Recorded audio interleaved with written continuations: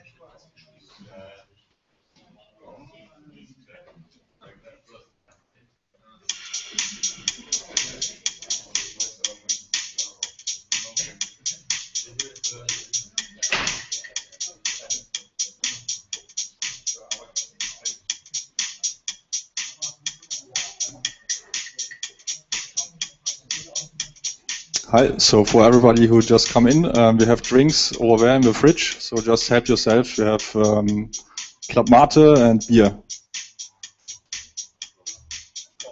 And cola.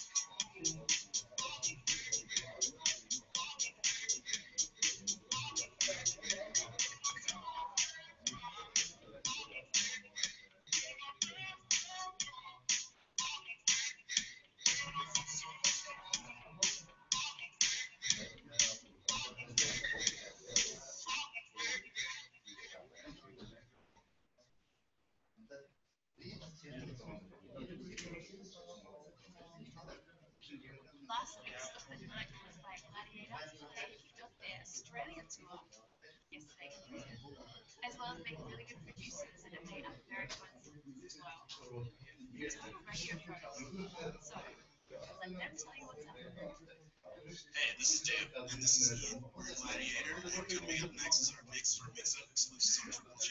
Got a lot of great tunes in there, a bunch of our own new stuff, some unreleased things, our collab with Loudpack that's coming out soon on Ultra Records, and then we thought we would showcase a lot of Australian talent, so we have some Anna Leno in there, Wave Racer, What's So Not, Slumberjack, all kinds of good stuff. So keep it locked right here on Mix Up exclusives on Triple J.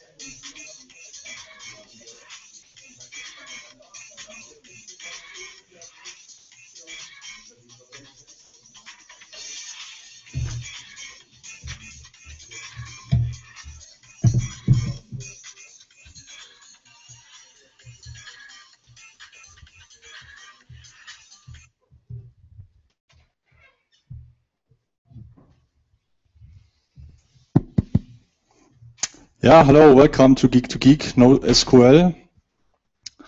Let's start. Who is the first time here at Geek2Geek?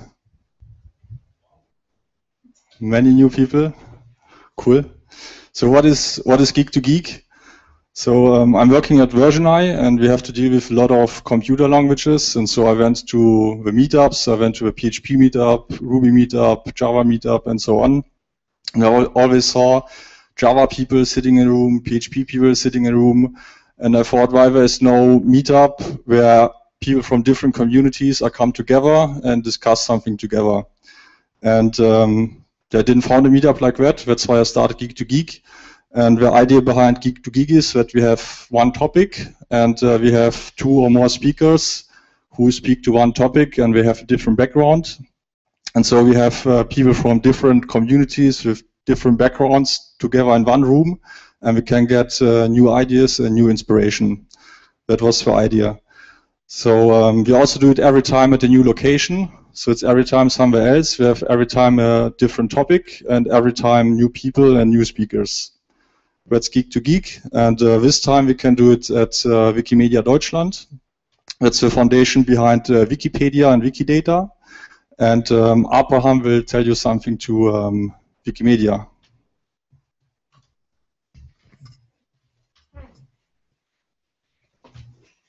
Okay, from my side, welcome to Wikimedia Deutschland. I'm very happy that we are here today and we can host a Geek2Geek session today about the NoSQL architecture topic. I will keep it really short. I'm responsible here at Wikimedia Deutschland for software development. We are mainly developing, or mostly open source software. One very big project is, of course, Wikipedia and the software behind Wikipedia. This is the MediaWiki core software. Nevertheless, we are developing also the Wikidata project, which will be shortly introduced by my colleague Jens. And if you have any questions, we will have the time later in the get-together. I can answer questions or any information you would like to have what we are doing here, and we are doing a lot of stuff around free knowledge, free software. Yeah, thank you. So, as Abraham said, we are developing software here at Wikimedia Germany. Most people think that we write mostly software for Wikipedia, and that is true to a large extent. For instance, we always have we always try to squeeze in requests from the community, how to make editing better on Wikipedia, etc. But we also have a very large software project called Wikidata. Who of you have heard of Wikidata? Okay, some, and I see 2 hands in the back. Yeah, because they're developers on that project. They should have heard. It is one of the for 6 years before that, the Wikimedia movement didn't have a new software project, so Wikidata is something new.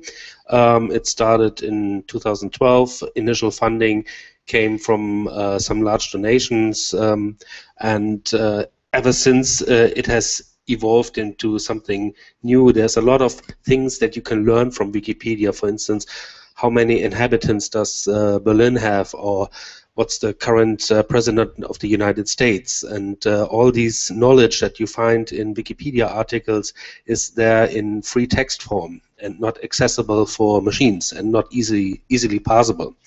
And imagine if a new president in the United States gets elected, this information has to be updated on all of the almost 300 language editions of Wikipedia by hand. And wouldn't it be nice if there was a structured data repository that collected the knowledge of the world in a structured form, accessible to human beings and our friends, the machines alike, and that could be edited by anyone, be it man, woman, or robot, and would provide free knowledge in a structured, machine-readable, and reusable way. And this is what we are building. And the thing that most people probably already have seen is when you go to any Wikipedia page, there's a there's something on the site which says this article in that languages, and that list of this article is called in that language, that title, that already comes from Wikidata, but in the future much more will come from it. And we're building the underbelly of a structured data revolution that will be in the world of free knowledge, and will bring the fourth or fifth biggest website, depending on how you count, make it even more accessible and more enjoyable. So that's what we're doing.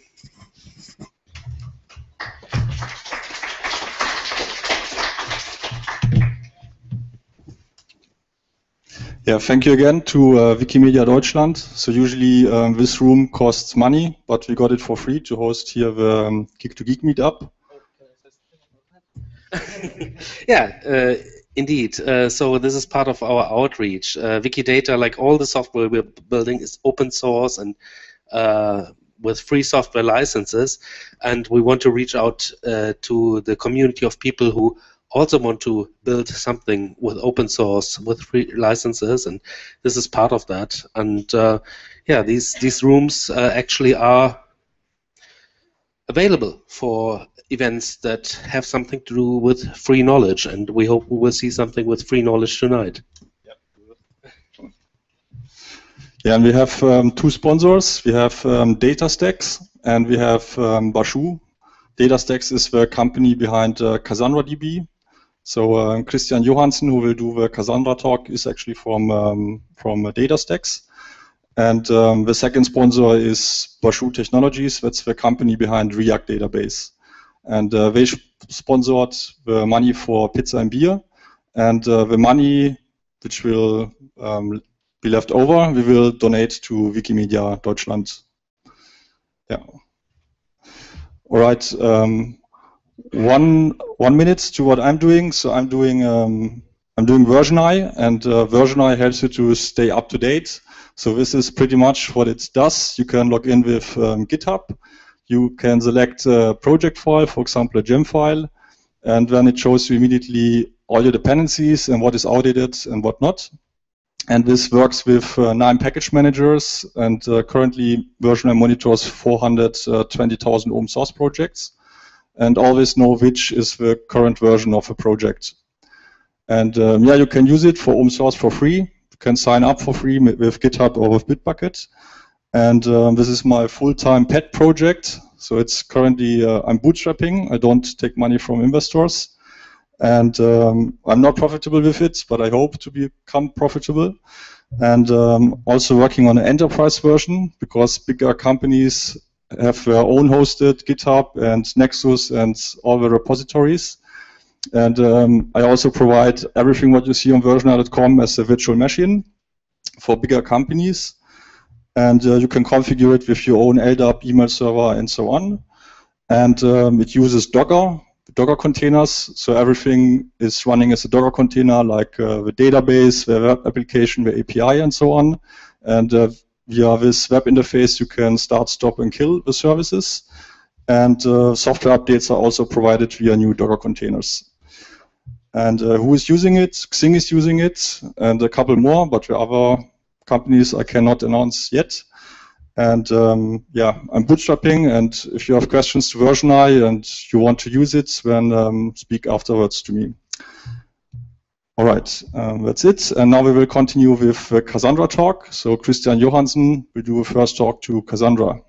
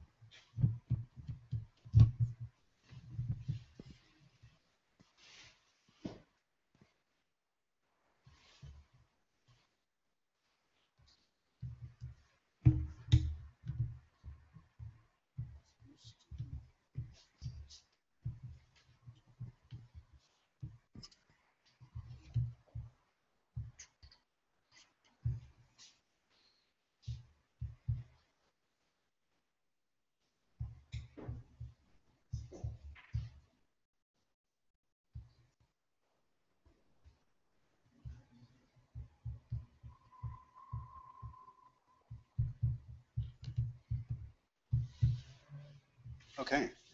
Do we need this? So for me, it's hard to go. Yeah. Okay. Ah, for the film. Oh, no. I'm in the right T-shirt, so everything is okay. Okay. Yeah. I'm talking about Apache Cassandra, and I think three minutes to talk about DataStax Enterprise. So just keep a focus on Apache Cassandra because this is open source, and I think you're interested in it. This is the agenda. So a short introduction, as always.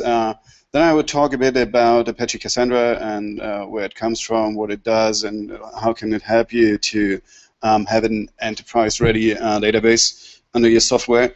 And then I will have a data modeling example for the Internet of Things, so sensor data, time series data, and stuff like that. And then we have the 3 minutes for DataStax Enterprise. I skipped, I think, 15 slides to have no sales part. And then I will give you a short view in what's coming next with Cassandra 2.1.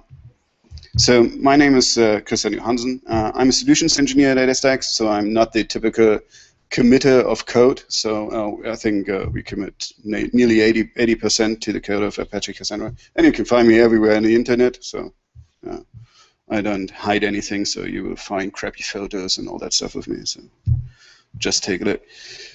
So a short introduction. I always refer to that because maybe it becomes important when we talk about availability and stuff. So there's a CAP theorem. So Eric Brewer, I think, is the one who stated this out. So he tells us that in distributed systems, consistency, availability, and partition tolerance in a mutually dependent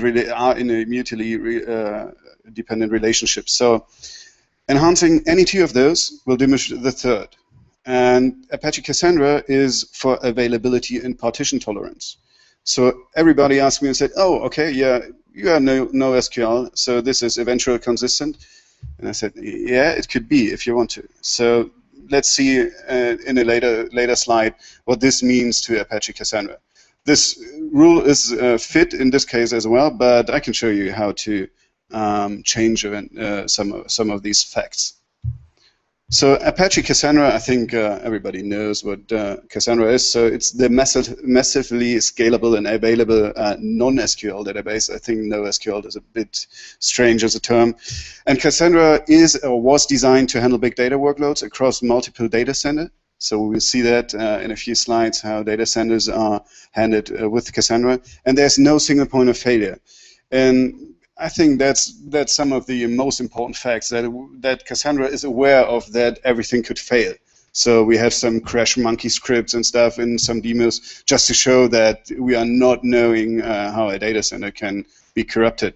And it's provide enterprise performance. So it's really fast. Cassandra is written for writes. So you will see that later on. I have a study screenshot, and you can also download the white paper from the University of Toronto, I think was it, and there you can see the scalability and the performance. So it's based on Dynamo and Bigtable. I think that's the short part of the story. If you want to see what exactly the definition of Bigtable and Dynamo is, you can just visit those links. I think it's possible to post the presentation afterwards in the meetup group or something. So, as I told you, Apache Cassandra is one of the biggest facts, and I think that's a difference to Mongo with replication, for example. It's masterless. So all the nodes have the same role. So in fact, there are no roles. These are Cassandra nodes. So you can write and read anywhere in the ring. So with this, it's a continuous availability, so you don't have any outages. Yeah, it has multi-data center and so on support. Yeah. And these nodes talking to each other with some called gossip protocol. This is what refers to the opposite of master-slave.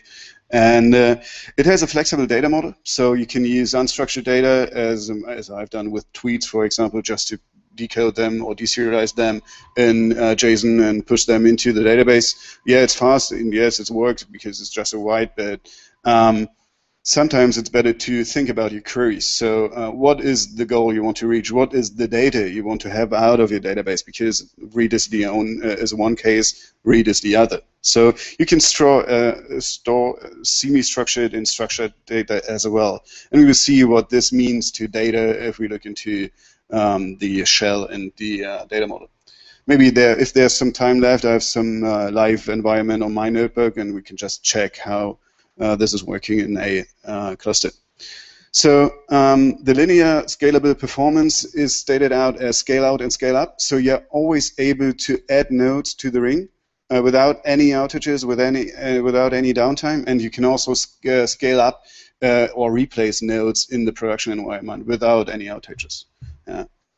Okay, that does not work with a 2-node cluster, but if you have 3 or 4, should be working. So this is directly linear scalable. So with Cassandra comes security, so you can add users to your table, and you can give them access, or you can deny access, and it's operationally simple. So we will see in a few minutes how my Vagrant script looks, for example, or how to deploy a cluster. That's really easy. It's just a few config files. Everybody, I think, is aware of Chef, Ansible, and all that stuff, so it's really easy to bring this up. And it has in the new versions the so-called CQL, Cassandra Query Language. Before that, in the versions before, there was a protocol called Thrift. And yeah, to be honest, I used Mongo a lot before, and I was surprised how hard it is to connect to a Cassandra cluster with the Thrift protocol, because it was in Python even five lines of code just to connect. And I thought, okay, that could be worse. Yeah. So this has changed with CQL, and as you can see, this image just shows an example of the linear scalability. So in case you have 100,000 transactions, and you will have 200,000 just at 2 nodes. So it scales linear, nearly. So sometimes there's a bit a peak, but that's not like peaks anymore. So how's the Cassandra adoption? Actually, yeah, I choose the one from February because I think there was the highest stand actually. So don't get me wrong, this is from February, dbengines.com. You can see this. I think we are now on 10. No, then it's the same. So I think in the meantime there was something like 8 or 9. So it just shows how the adoption of those databases is actually. Some important terms. I had a meetup yesterday, and afterwards all the people asking, hey, Christian, can you please explain what these wordings were? And I said, okay, I will do this in this time before talking about it. So there are a few important terms. Cluster, which describe a ring of Cassandra nodes. Yeah, that's the ring you have typically if you look into Cassandra. A node is a Cassandra instance. As I told you, all these nodes are the same. There's something called replication factor. So how many copies of your data you want to store. So maybe one fact I've missed, it's distributed. So it's a distributed database. So you can store copies of your data. And you can choose a so-called replication strategy. So it's a simple one, or is it a network topology strategy? I will have some examples when we look into data center and zones awareness of Cassandra.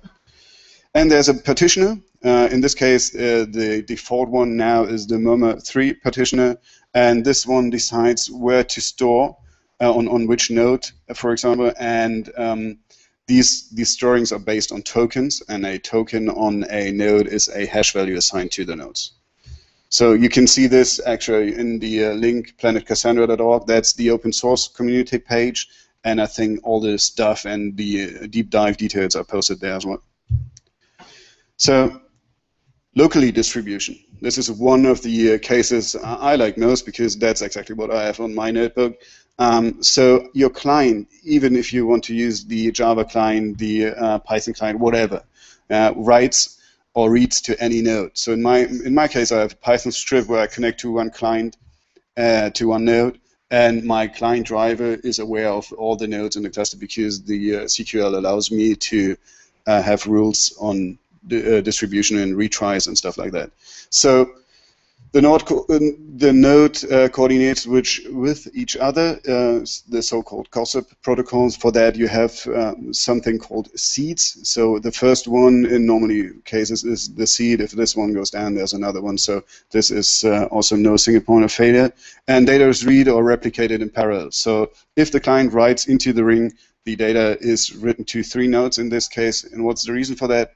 It's the so-called replication factor. So that's the first time this comes in touch. If you define how many copies of your data you want to store locally, you just have to add the replication factor to your key space. So key space is something like an instance or a description of the metadata. So in this thing, each node 60% of the cluster, 3 of 5 storing this data.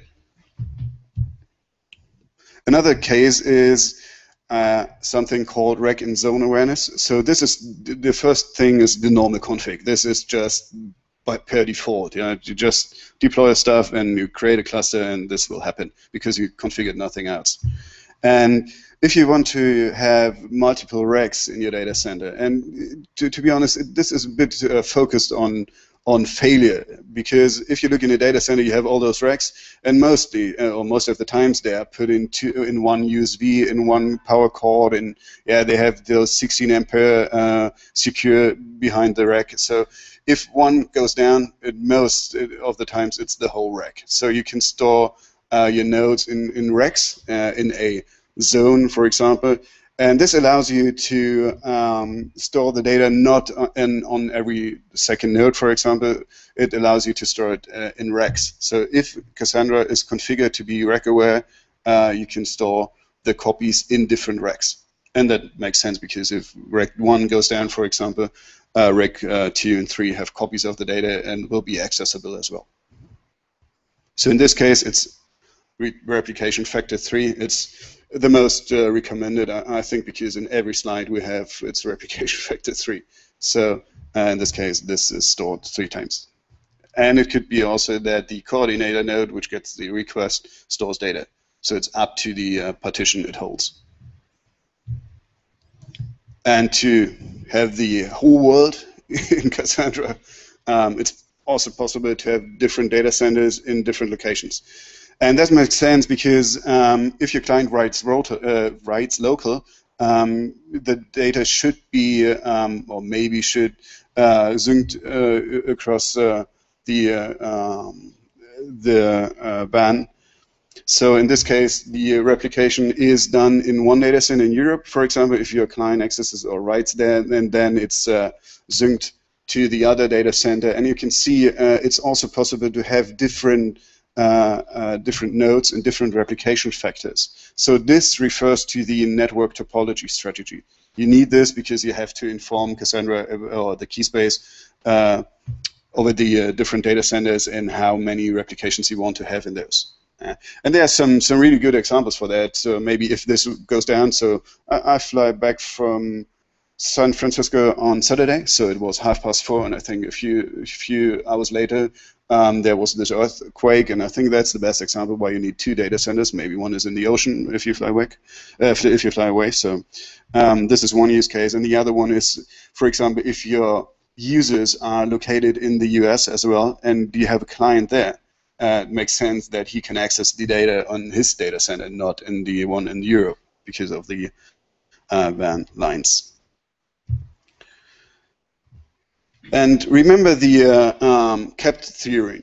I told you there are 2 facts. Yeah, it's availability and it's partition tolerance. Yeah, we have this replication factor, we have all that stuff, and sometimes it's a bit different. We have some customers and they ask, eventual consistency, this is a banking environment, and yeah, we need to know that the data is really written, and the default value for this consistency level is 1.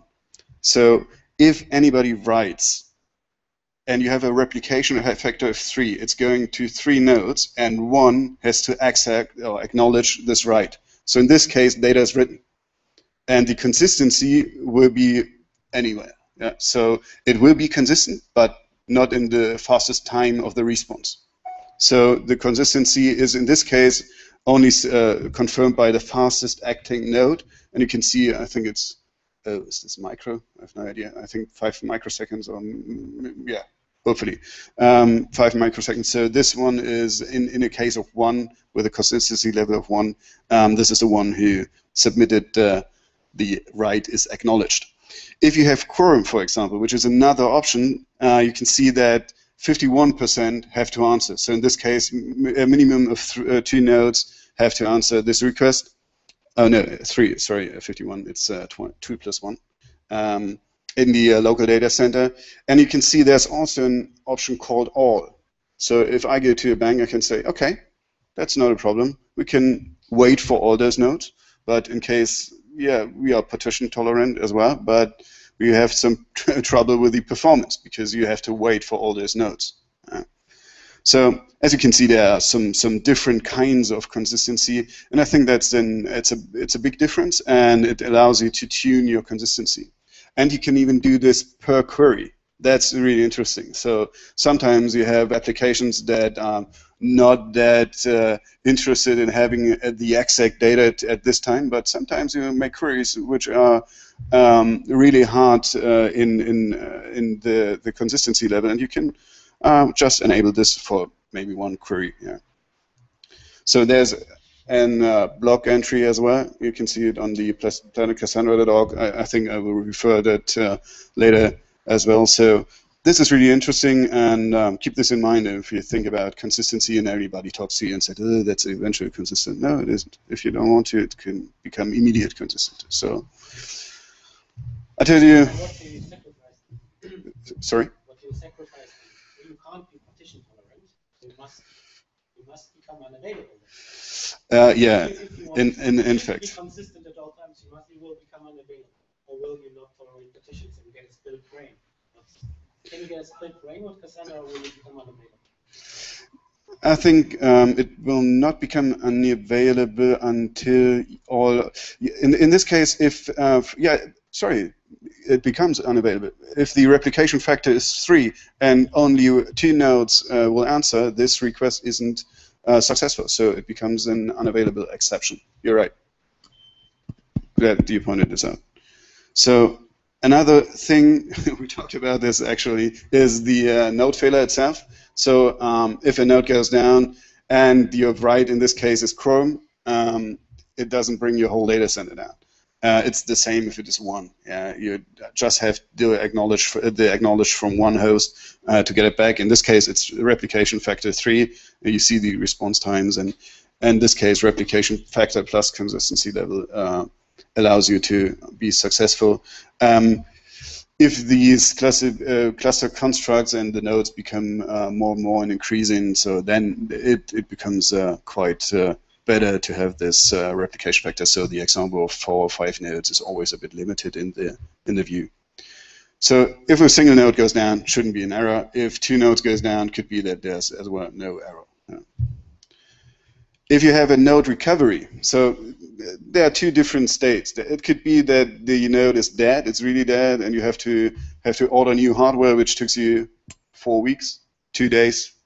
Don't care about how long the data is, the hardware is ordered.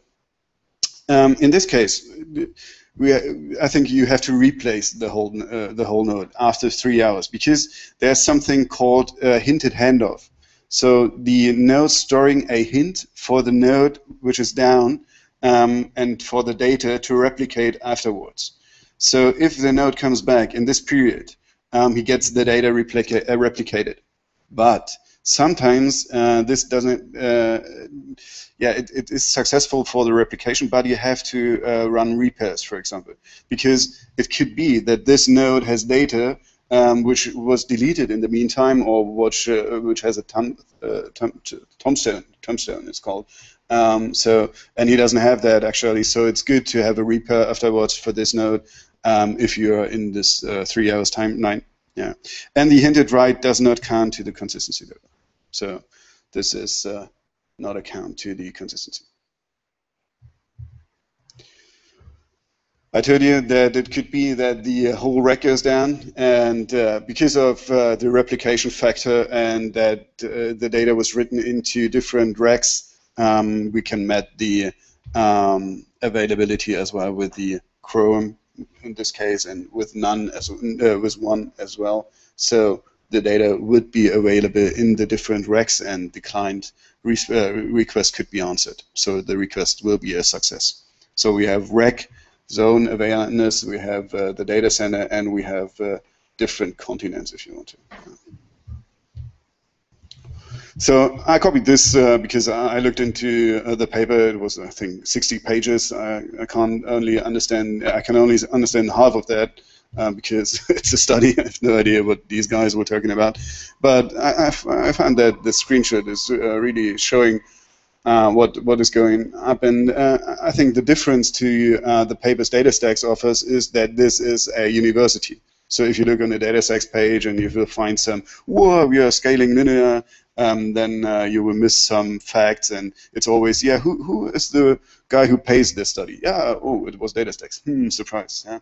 So in this case, it's from the university, and you can see there's some well-known with us, and I think the left on the upper left shows the linear scalability of Cassandra. So adding nodes gives you more performance and more throughput. So that's just the fact of this one. Why is it so? I think I copied this slide from the training material. Hopefully no one will kill me for that, but I think this shows exactly what's happening. So it's write optimized. You're writing sequential. Everything is added at the end, so write it back always at the end. And it's fast merging. So you can see the coordinator. I think we talked about the Momo3 partitioner and the coordinator, which is the node who gets the request. And this always writes into the mem table and into the commit log. So if we look onto a node in the, I think it's share data or lib data, I have to check this. It's up to the derivative you are using, if it's just the tarball install or something. And if you write, it always goes to the mem table. What's the clue for that? Because data is accessible. So if you make a read on this partition key, you have the feature that this becomes really fast because it's in the memory. And after sometimes those mem tables becomes full, and this is a so-called compaction. This calls a compaction, and in this case, it's also written sequential. This data gets compacted to the so-called SS tables, and these are stored in the file system.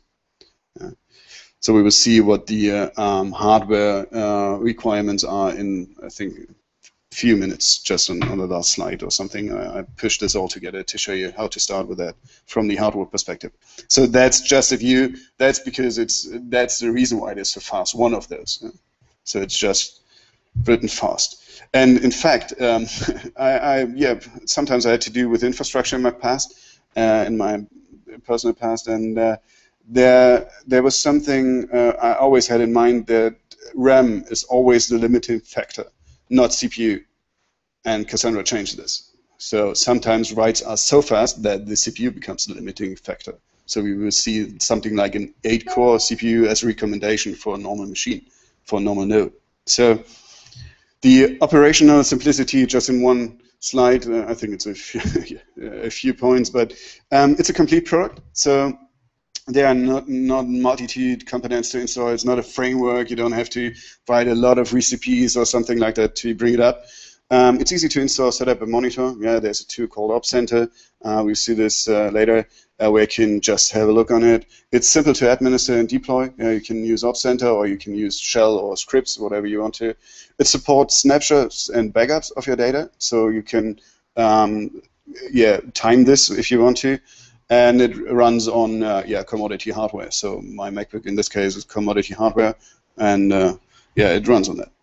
So no downtime is required. That's something I really like because of the masterless architecture, just adding and removing servers how you want it to scale up, to scale out, whatever. Yeah. In case you see that your disk becomes full because of it's always writing data plus 50% for the compaction. So if you have 500 gigabytes of SSD, maybe you would change it to 1 terabyte or something. If this becomes full in your monitoring, then you just have to replace the node if you want to in production. So regarding thrift and these old protocols, so forget about it. This is end of life, and I think if you call it anywhere, any tool, using thrift, this will cause a line which writes you that this is end of life. So Cassandra query language based on a native protocol is the new standard, and the reason for that is to have it more simple and more usable for database admins, for programmers, for developers, however you call it, and to have statements which are similar to the well-known SQL statements. So SQL is intended to provide something easier and something you maybe already know. So like select all from users is a typical case. With using CQL in your driver, it's okay. Yeah, you can use all these normal commands, but there's something called CQL-SH. So you have a shell for CQL, and this interface comes directly with your install. You can see things like capture or consistency. You can set consistency levels in CQL, and you have something like describe. Wow, how does my table look like? I have no idea. I have to go to the offset and just get in.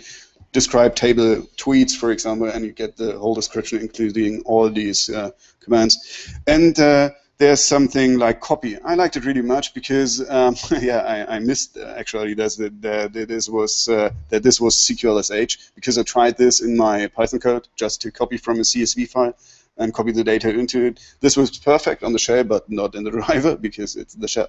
So this allows you to import data, structured, unstructured, directly from documents into your Cassandra table. And you can do things like tracing, see how your queries are committed to the nodes. That's quite an interesting thing, how your query is distributed to all those nodes. And you can see this in, it looks like a log file. You can see to which node he's connected and he's speaking to, and what the actual token is he delivers. So nice functions in the CQL-SH as well. And that's a short view. How does it look like? And you can see in this case they created a key space called leak, and in this case they chose a network topology strategy. And you can see data center 1 with a replication factor of 3. So this is maybe the Europe one, and there's a data center 2 with a replication factor of 2.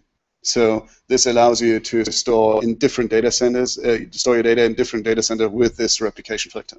So this is ensured by Cassandra. And then we use this one, and we create a table called teams. And you can see the team name, the player name, and the jersey, which is an integer. And there's something called primary key, and that's the key for the identification. It's the team name. And there's something like called player name, and this is a clustered column key. So your columns are able to you are able to have a select from where. So if you don't use clustering column keys, you would be only able to select the team name or select all from the team name, from the teams. So this allows you, maybe in the data modeling example, this becomes a bit clearer. And you can insert stuff like you would do it on SQL. The interesting thing for me was that this is not limited to standard data types, so you have things like list, map, and set. And sometimes I hit this personally, you have the problem that this does not match maybe all of your needs, because if you look into the user definition of your Twitter account, and there's an API, and you have something, a class called tweet, and there's another one which is users. And users, I thought, okay, it's a good idea, just use a map or something, or a list, and store the values as string or something. But sometimes there's a boolean, and sometimes there's the integer, because users is a complete type definition of something. So in this case, you have to think about a new table or a blob or something to store your data. But in case this fits, list, map, and set are really, really good to have data stored in a structured manner. So the interesting part, Internet of Things, data models. It's really often that people ask me, what's the best data to store in Cassandra? And I said, you can store every data, so there's no perfect match. And then I talked to some of the data model guys, and for me it's sometimes really difficult to understand what they're talking about. And they told me that time series and sensor data and all that stuff is something which is really a good fit because of the structure of the columns and the timestamps and stuff. And yeah, we just try to point this out. And yeah, the Internet of Things is always a bit stated out as the machine-to-machine connection, or people-to-machine. And you can see a few examples here. So sensors and clickstream data, just clickstream in the web, or your temperature at your home or something. Last week I met a guy. They built something like a spinning bike, which sends the data to the class. So they're sitting, they spin in front of their MacBook, which is put into the bike, and this bike sends the whole data all the time to the class, and so everybody can see that you are the slowest one, and well, maybe the fattest. I have no idea because there's a camera as well. Yeah, good use case, I think. I'm not sure if this is the Internet of Things, but it collects sensor data. So there are some good examples like Netflix and stuff. So we have, yeah, Netflix is an example. They store data just to allow people to stop movies. And if you imagine of a family, 5 or 4 persons using Netflix, and everybody has its own preferences and stops movies at different timings, and you have to store this data because when they logged in again, they want to start the movie at this point and not anywhere else, so, or from the beginning. So that's, I think, a use case as well. So I tried to copy something from our guru, I would call him. He's an evangelist, and he said that data modeling is a process, so it involves a few things, and one of them is the collection and analysis of data requirements in an information system. Okay, that's not this hard. Then the identification of participating entities and relationships. So imagine a user by song or something table. So you have to care about the connections to each other, and then the identification of the data access pattern. This is really something that we always state as know your queries. I always sit in front of my code and think, okay, I have no idea what the query is they want to see. I just want to store the data in the exact way.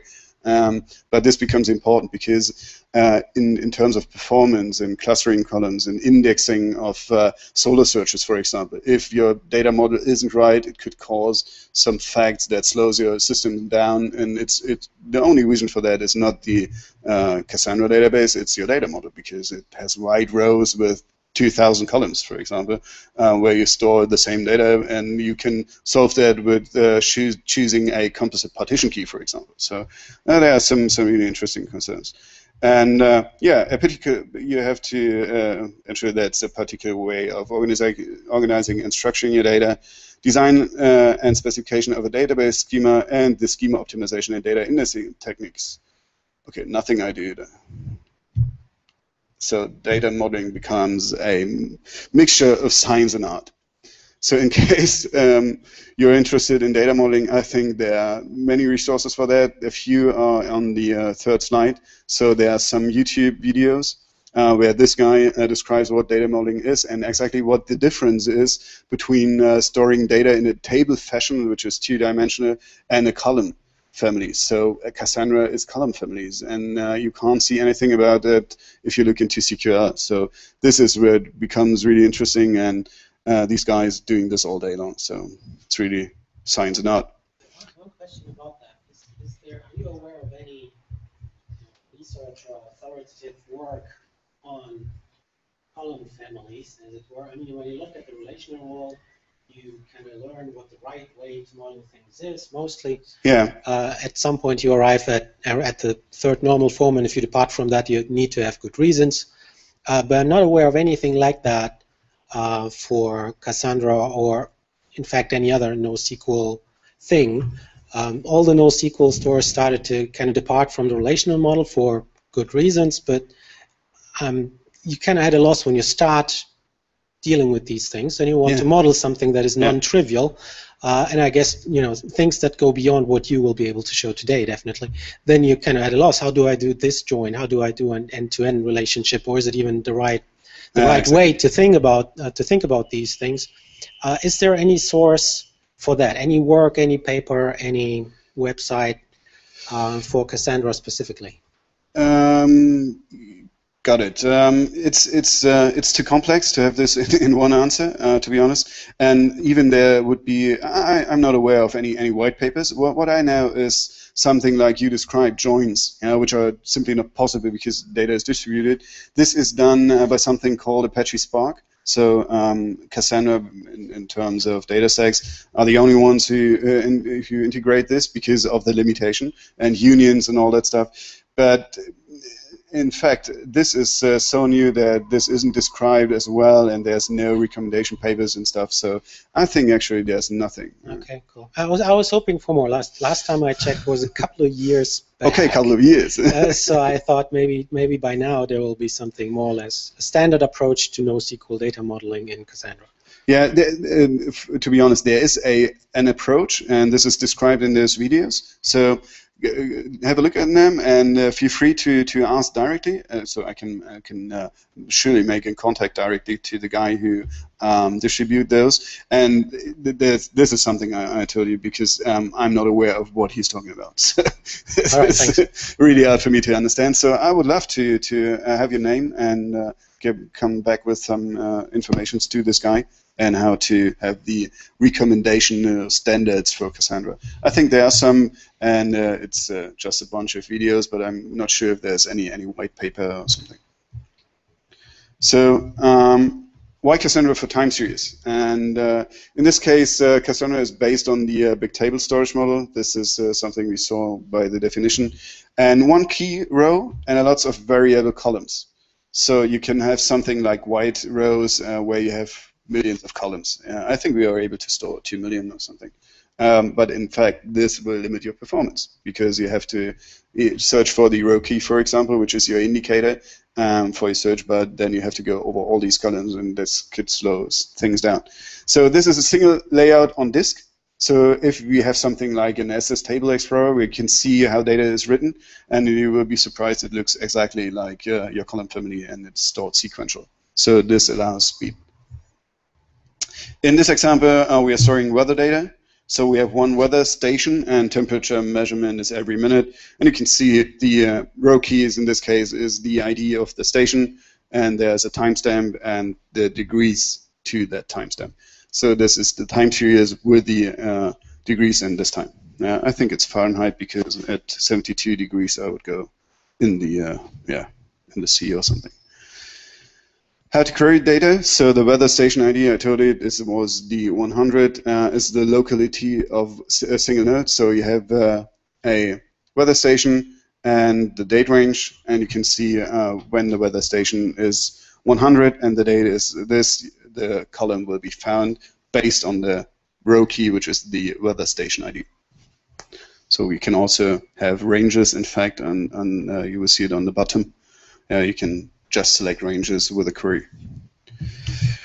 Data partitioned by weather station ID and time. Okay, so far so good. And the timestamp goes into the clustered column. Yeah, we will see, or I will try to explain what this is. And the store of measurement is a non-clustered column. So when we look into these, into the SQL statement, we create a table. The weather station ID is just the text. Remember the 100 weather station ID. And we have the timestamp, which is actually a timestamp, and the temperature text. So the primary key definition would be weather station ID is the row key. Yeah, you know this. It's the 100, and you have an event time. So these clustering columns allow you to have, in fact, a query to your data like select weather station ID where time is 1st to 31st of August. So this allows you those word queries based on the clustering columns. Another alternative for that, if you haven't designed your cluster, and this is a good example for that. This is a clustering column, and you have to define it before using this table, because afterwards you are not able to add clustering columns. You can do with an alter table or something that doesn't work. It's permitted, denied, sorry. And you can do indexes as well, but this faces up to cardinality. So if an email address is there, often you have to index the whole row. In this case, keep in mind that this allows you to sort your data. So it's simple to insert into temperature, weather station ID, all this stuff. This is hopefully directly done by your sensor with a short wrapper or something around it after it, and then you can simply query the event time based on the weather station ID. I can show you in my environment what it is if you have this not, and how to create an index as a workaround.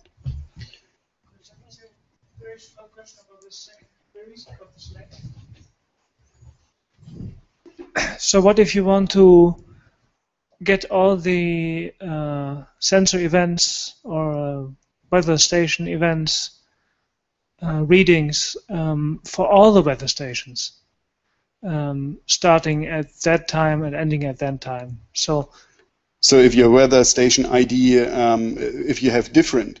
If you don't care about the weather station IDs, you just want all the temperature readings. If you go back to the other slide. This one. So the you can select star from. Right. So if we just have the second query, the select query, and leave out the weather station ID part. Yeah. So in my experience, Cassandra then always warns you about something called filtering. So maybe you could elaborate on that. Yeah, to be honest, there's something called allow filtering, but this is an option we suppose not to use in a production environment. So this is also something which causes a lot of indexing. To be honest, it's not the best thing I know about, so maybe we can talk this offline later on. So it's just because of the limitation of my knowledge, but I know this option, and we have to check this afterwards. So I come back to you, and I've some interesting slides. I can show you to that. It's okay? Thank you. So with a previous table, you can end up with a very large row on one partition. So keep in mind, we saw this. You have all those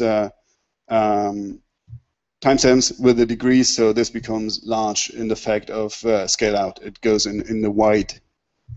And yeah, primary key. Weather station ID event time.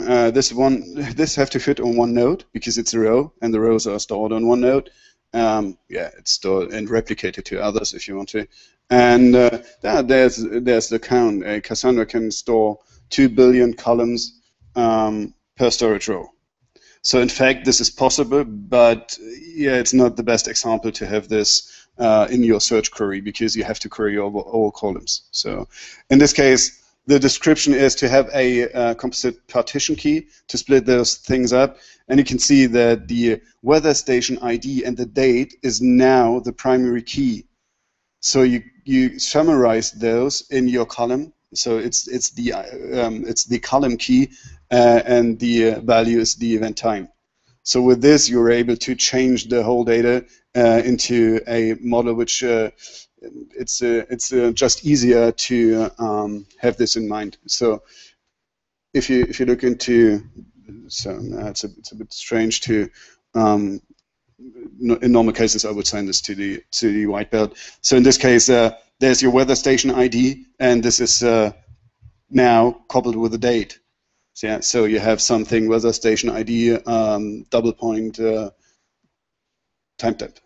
timestamp. So you query for the weather station where time is, and you get the value back. So this becomes partitions, not rows, not columns. Sorry. Maybe we can check that later on the whiteboard. So the primary key, that's well known. The key uniquely identifies a row. In the first case, this was the weather station ID. In the second one, it was weather station ID plus timestamp. And a compound primary key consists of a partition key and those clustering columns.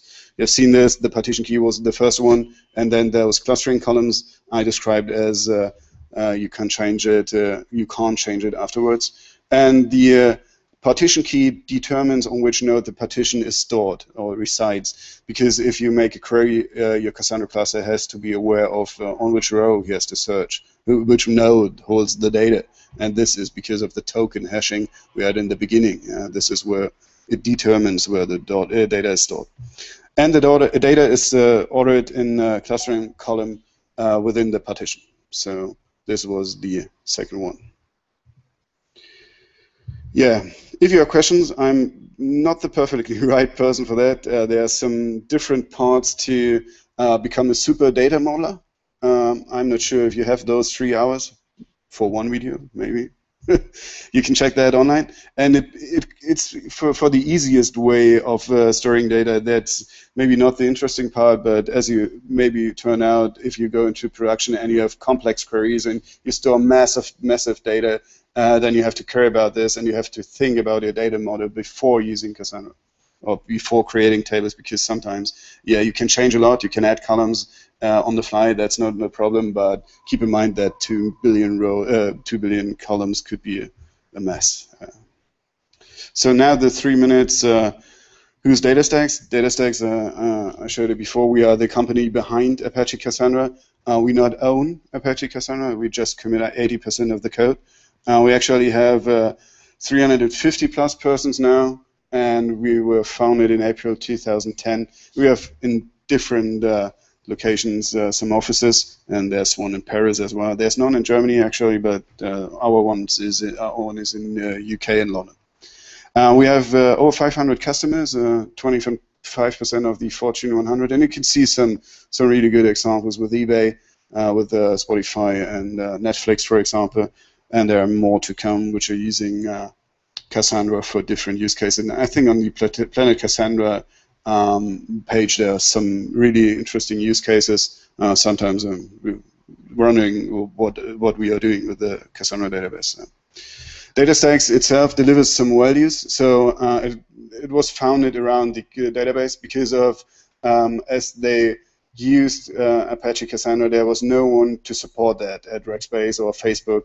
And so Jonathan Ellis and Matthias decided to support this database with support and training. And yeah, I stated it out that the training was that perfect. I've never had those trainings before, and I was really surprised how experienced those guys are. They develop EDEs and drivers, so we will see some of those, and these Java drivers and Python drivers are developed by DataStax guys, and we also offer professional services.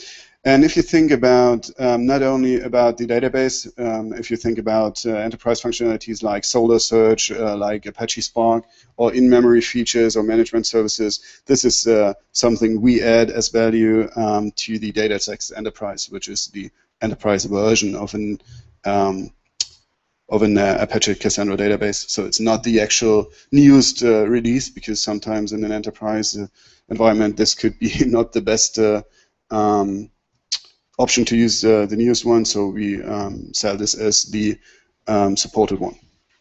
And you can see some of the interesting things, and on the right side there's something like a split cluster. You can see Cassandra nodes and you can see Hadoop nodes, and this is also the thing with Spark, so the resilient data sets are located on the Spark nodes, and you can access the Cassandra nodes directly, so you can have mixed load data centers. Yeah. There's something called DataStax Ops Center, or in general Ops Center, because this is available with the community version 2, so you can just download it and use it. It's free, and there are some minimal functions you have to ensure in an enterprise environment. This allows you to have a browser-based visual management, and you can add some monitorings. That's really interesting to see how your latency is, how the write throughputs are and stuff. So for monitoring, this is really interesting, or you can just use the API to determine this. And we also push some native drivers into the community. You can see the download location, and this allows you something like having a Java driver which is aware of the whole cluster, and he gets the reports how many nodes are available, and you can try to reconnect or retry retry policies in general for your queries. And they have something called Dev Center. This is something like the SQL Management Studio. You can just query things there, and you can see your connections and your tables. I just want to stress that much. We have an office demo. If you ever have the chance to come to Santa Clara, just press the red button. So you will bring down a whole data center of Raspberry Pis. Okay, it's not the typical server environment, but it shows the availability of Apache Cassandra, and that it runs on commodity hardware. Yeah. I'm not sure. Maybe I would buy some and build this on my own to bring this with me. So that's a real interesting case. There's a big red button, and if you press it, they shut down the whole data center. Yeah, there's some comparison. Skip that. If you're interested, feel free to come to me. And yeah, Netflix is a use case. They preference data. I told it to you. They store this data. What's the movie star? Who's the guy who wants to see that? Comcast, they are a big provider, broadcast provider in the States, and they have something like an X1 box where you can now command stuff between a football game, for example. So they have interaction within their boxes, and this is stored or powered by Cassandra. And the weather channel, this is really interesting because they're doing all the data, stat tracking, caching data mashups, and even their content generation system where they give data to others is powered by Cassandra. So something to the what's new. A Hadoop node with MapReduce. I'm not sure if you ever tried this. It takes me a lot of time to make a word count on Cassandra data because you have to think about it. You have to write routines, and even I just wanted to do this with Hive, and that was not the easiest part, and especially it wasn't fast. And if you look to Spark, this should be 10 to 100 times faster than Hadoop MapReduce, so it is near real time. It allows streaming in the next version, so when it is integrated into Cassandra. And there's an example as well for the mixed load Cassandra cluster. You can see that there's a cluster only holding the Cassandra nodes, and there's another one with only 4 nodes for the analytical data, so you can split your queries if there's a company which only wants to analyze data. You can give them access to a cluster, and this one is replicating, gets the replicated data from the Cassandra cluster. Yeah, it has in-memory storage for reading data. So if you use the shell and you write data, it's stored in memory, and you can access this really fast. So I think there are only four companies actually using or having a commitment with Databricks. This is the company behind Spark, and we are one of them, and we are the only one with a database, so the other ones are Hadoop distributions. And there's the answer, why should you do this? Because you can't do joins, you can't do unions on the CQL SH because of the limitation. And with these resilient data sets, which is the data model in Spark, you can use this. So this is our workaround to have this fast and accessible. And it allows you a lot of features I've never seen, actually, because it's that new. And you can aggregate data or stream processing in the next version with Spark. And it also promotes some HA capabilities. So you can see on the node cluster that there's a Spark master and there's also a standby master. So we always try to enhance the HA capabilities. So for example, if you have a node which should be a solo node, you have to ensure that all the nodes in the cluster could become or in the data center become a solo node, and this allows you the same capabilities you have with Cassandra. So this is really interesting because it always adds a bit of availability to those enterprise tools. And I talked about list, set, and map, I think, and I limited it by myself with the users example. And there's a new user-defined type in the 2.1 version of Cassandra. And I really like this because it's exactly the case I was looking for. I want to describe my type by myself. So I want to describe that the name is a text, that the birth date is an integer and all that stuff, and it's not a list of string and string. So this is to come with the 2.1 release. And you can do secondary indexes on collections as well. So if you have a set, a list, or a map, you can now set secondary indexes and that to just have a look on it. I think it's the last slide, how to start. And yeah, I told you, Cassandra is so efficient in writing that CPU can become a limiting factor. So minimum of 8 GB of RAM because of the JVM. There are a lot of recommendations for that. There are good web pages explaining how the JVM is perfectly tuned for Cassandra. And yeah, an 8-core CPU is status. I told you that you have to be aware of 50% capacity overhead for your compaction. Remember the mem table, commit log, and the SS table compaction, which is written to disk. And the minimum recommendation is 3 nodes.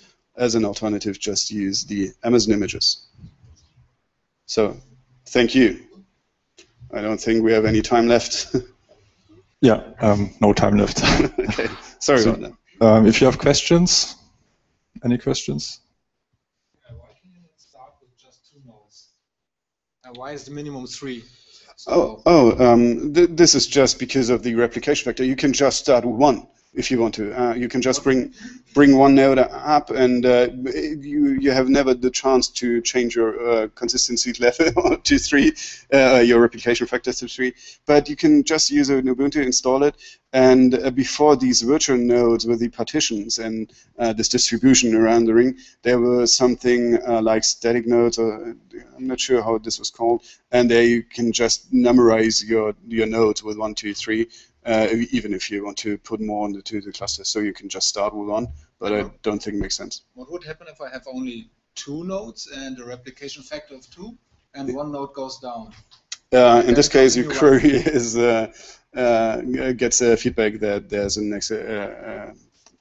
that this was not successful. So because you no longer write then? Oh no, sorry, I'm wrong. Your replication factor is 2. If you write data, the data will be written, but node 1 stores the hints for node 2. And if you now try to query data and you have a consistency level of 1, so only 1 node must respond or acknowledge, then it works. So your response will be answered. Your request is a success. If you use quorum, any will work as well because of 1. It's just one of the nodes. And yeah, just keep in mind that you can't use quorum or all. So if all is the consistency level, because you have to ensure this, it will fail. But the replication factor just ensures that the data is replicated. In case the 1 node is down, it becomes after 3 hours because of the handoff. And you are also able to define a replication factor of 3, even if you have 2 nodes. But in this case, every request will fail. So thank you. More questions?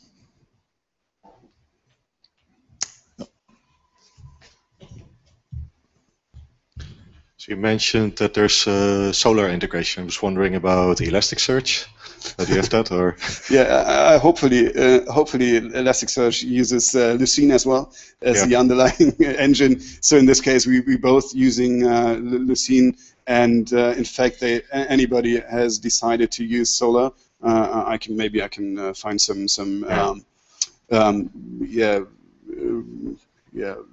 lists where we describe why we use Solar.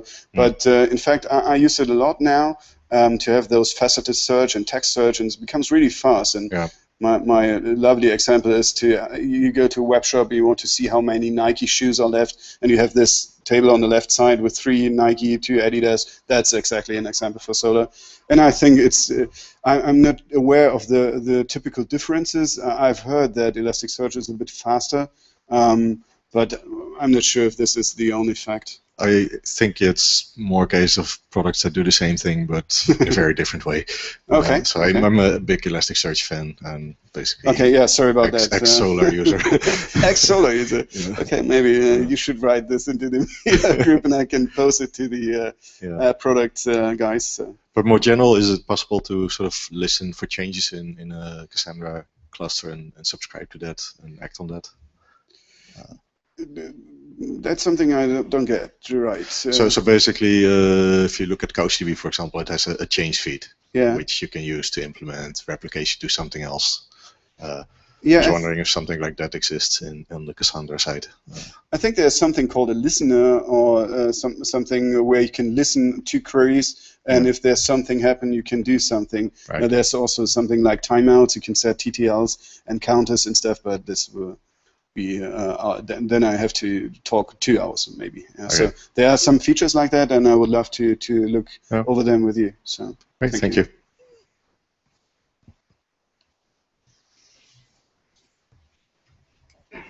I was curious about what you said about integrating Cassandra and Spark. Yeah. And on your slide, you wrote that. Maybe you could go back to the slide real quick. Just a second. You wrote that every node is also a Spark worker. So are you suggesting that every Cassandra node also doubles as a Spark worker? And how would that work with memory requirements? Because both Cassandra and Spark are very memory-hungry things. Yeah, you have to. It's the easiest way. You have to put in memory into the machine. To be honest, it's the same with the Solr stuff.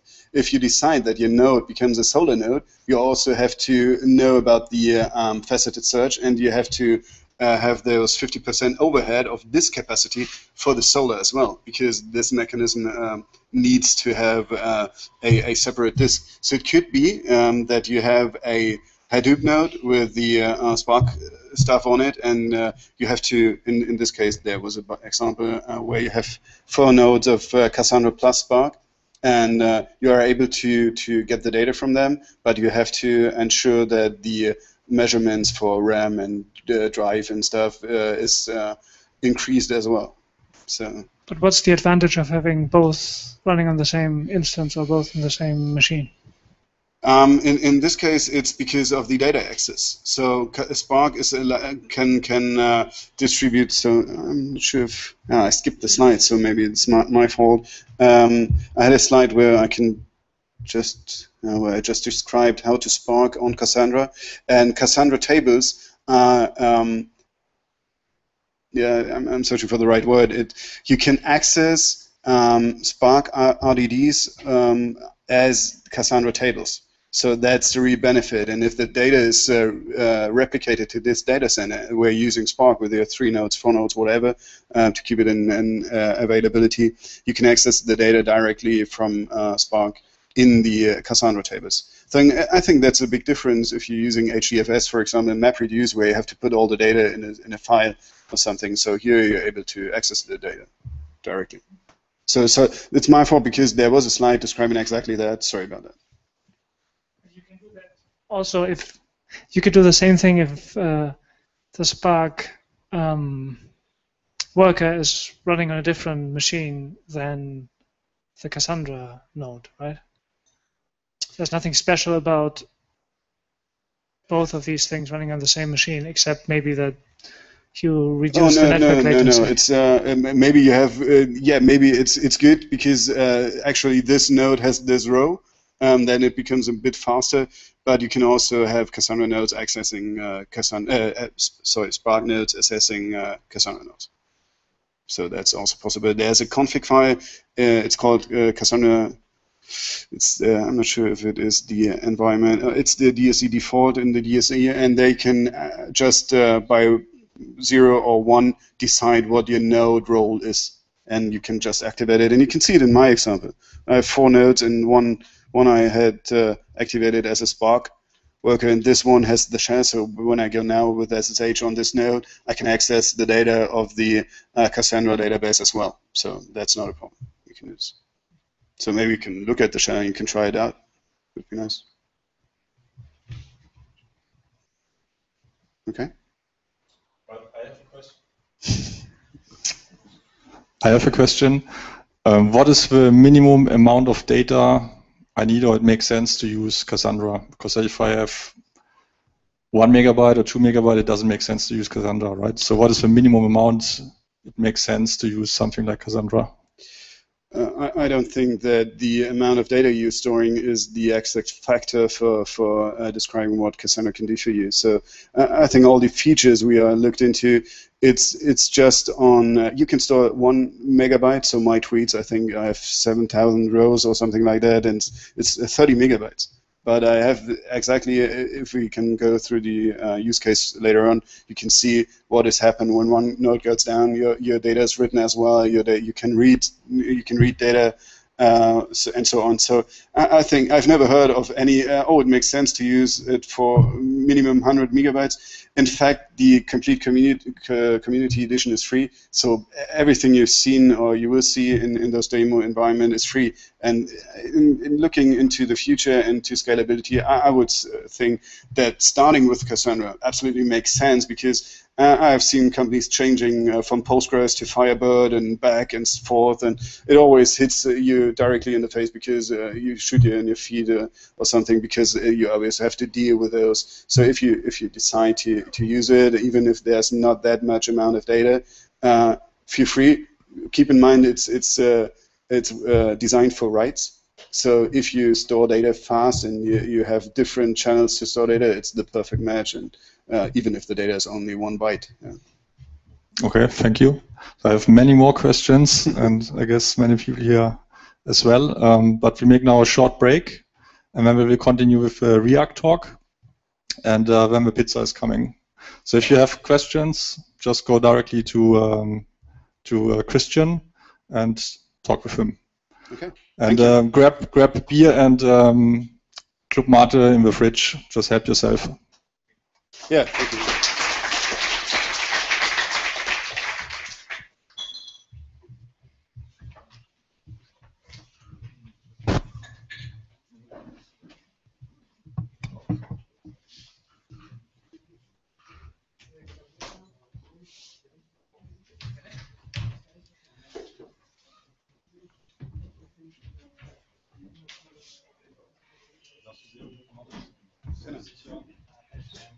Ja, auch für die Hälfte davon.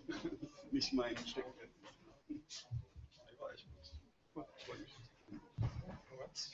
Thank you. Hopefully it was interesting. I think it's really a good start to just try it out and look into myself. I have to change my slides and keep the let the data modeling part away, because I like especially the data modeling because of all this plastic stuff on my notebook, and you can see it, and then the real questions come up. So cool. Yeah, it's always, I can't stop speaking, so please give me a sign. No, stop speaking. Dass man das Schema im Nachhinein nicht mehr ändern kann? Nee, das kann man, aber man kann Primary Key nicht mehr ändern. Genau, beziehungsweise den Clustering Key. Und das macht auch Sinn, weil man dann anfängt sozusagen das Indexing zu verändern, und da wehrt er sich. Also das ist, weil er dann über alle Nodes eine Spalte hinzufügen. Ja, das ist überhaupt kein Problem. Das ist dynamisch. Da gibt es auch, wenn wir das zum Beispiel bei mir mal gucken, bin auf meinem Node 1, da gibt es eine Stage. Und da gibt es zum Beispiel eine Tweet. Da haue ich einfach ein paar Tweets rein. Okay, ich muss in dem Fall den Keyspace mit benutzen. Das kann ich entweder über Use oder direkt mit angeben. Ja, das wäre richtig schön. Und dann kann ich sowas sehen wie diese Table-Ebene. Und ich habe hier zum Beispiel das Problem, dass Entities so User-Types sind. Ja, und ich muss die irgendwie, wenn ich sie haben will, muss ich sie entweder storen oder ich muss sie in eine andere Datenbank hauen und eine andere Table, und das wollte ich nicht. Okay. Und jetzt sieht man hier zum Beispiel, mein Primary Key ist TweetID. Ja. Und ich könnte jetzt keine alte Table auf die Clustering Column machen, aber da gibt es so ein Describe, habe ich glaube ich geschrieben. Describe und Table.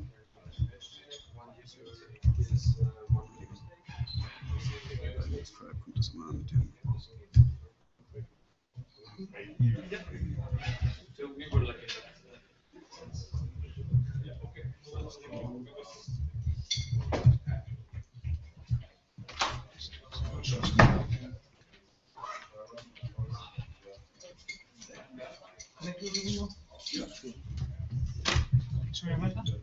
Ach, müssen wir, okay, ich glaube, das geht auch nicht.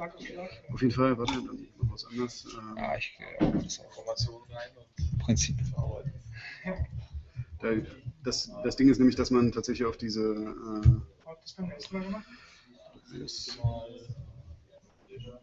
und zwar, genau, das ist diese Beschreibung dafür. Kann man halt alles adden. Okay. Und da gibt es halt die Einschränkung, these changes of a column type, changing the type of a clustering column, or changing columns on which is an index defined. Okay. Das heißt, das ist eben echt das, deswegen habe ich diese Data Model Folie drin, auch wenn ich da nicht der sicherste bin, weil für mich ist es auch immer sehr schwierig, das sozusagen auch noch im Englischen dann rüberzubringen.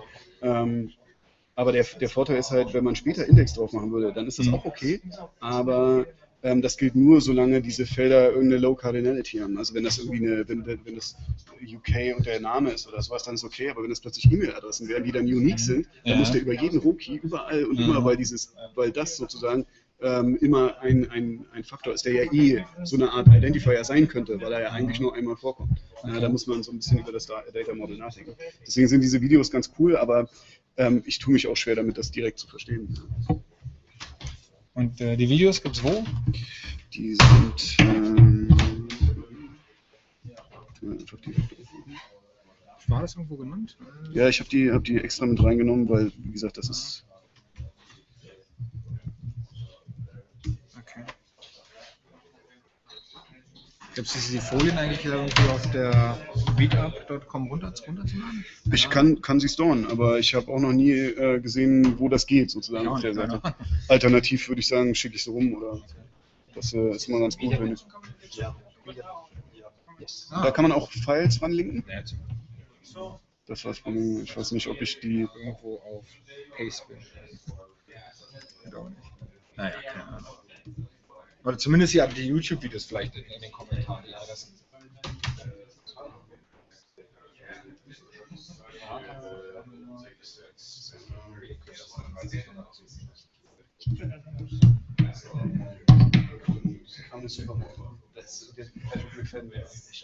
Wie gesagt, mir fällt es dann echt schon schwer.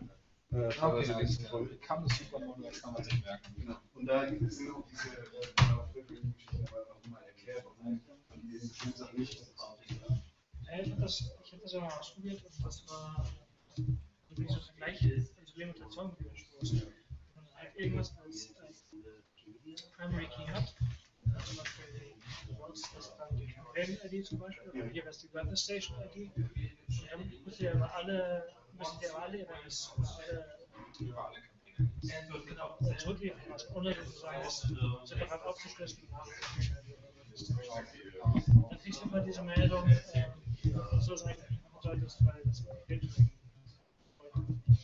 Genau, diese Fehler hatte ich auch mal und ich habe bei mir war am Ende das weil ich habe das auch gemacht. Ja, na klar, aber meine Frage ist, wie baut man das Hardmodell dann auf? Warum braucht ihr irgendein Primary Key? Das wollte ich ja nicht sagen, das ist genau dieser Slide. Das war für mich nämlich auch so ein bisschen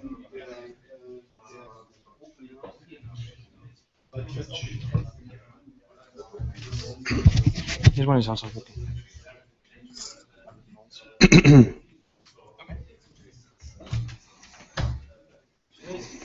All right.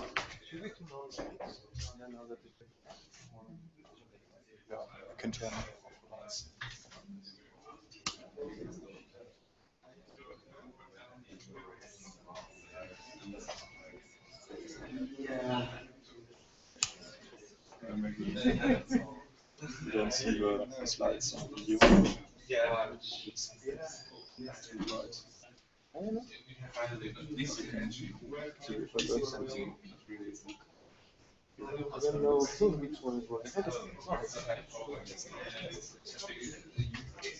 All right, let's continue. Everybody has drink.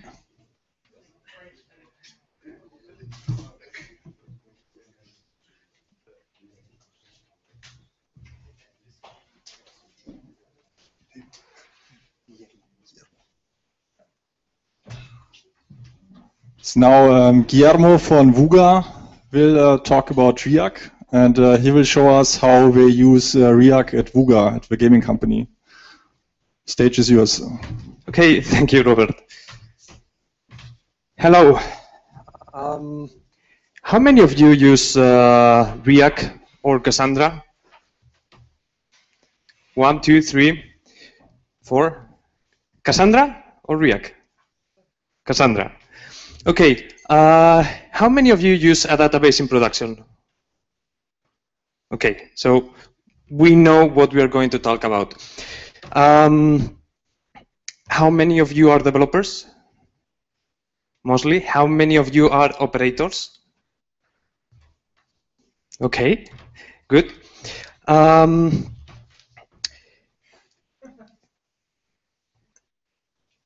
Riak and Guga. What is? I work for Guga. Guga does games, games for phones, for tablets, for Facebook. We have several teams that does each of the games. Each team is totally independent, meaning that all the backend and all the frontend is going to be built from scratch. This is nice because it allows us developers to play with a lot of technologies. You start a new project, this is nice. Okay, let's play with this. This works. Maybe we use it, maybe we don't.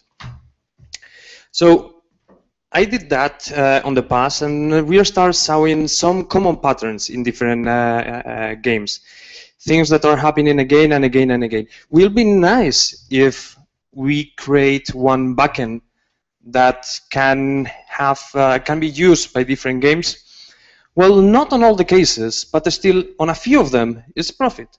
So we start saying, okay, let's create something. As long as maybe not all the games go to production, we need to develop fast. We need to ship really, really fast the games. We start with prototypes. A few of them goes to production. Most of the times are going to be canceled. Now, the objective is that you have a hit filter. Now, if it is not going to be profit, we cancel it. So we create this team, and we needed to create some API. So how it's going to be to look the backend? We say, okay, it should have an API. It should be a key value store where you have the score of a player and you save the score of a player. And when your friend asks for the score, you ask for that. And it have to have a few extras like security and authorization. The timing was perfect. We have a target game for test this thing. Was Yearlist Plus. Yearlist Plus is a match 3 game, something that you have to trace lines and get some score. You share that score with your friends, and you have to be better than them. So we start thinking, oh, how we can do that? How many of you know Sinatra? Ruby, good.